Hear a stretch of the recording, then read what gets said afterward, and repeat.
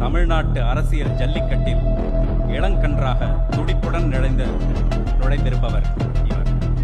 சினிமாவைப் போலவே அரசியல் தளத்திலும் பெரும் இளைஞர் கூட்டத்தை வசீகரித்து வருபவர் இவர்.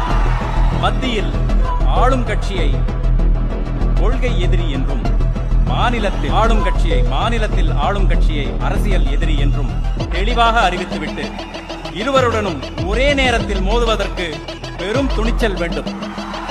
தமிழ்நாட்டில் எல்லோருக்கும் விரும்பி சாப்பிடக்கூடிய ஒரு இனிப்பு என்றால் அது பாயாசம் தான். இப்போதெல்லாம் குழந்தைகளுக்கு கூட பாயாசம் கொடுக்கும் போது ஞாபகம் வரும் வார்த்தை பாசிசம்.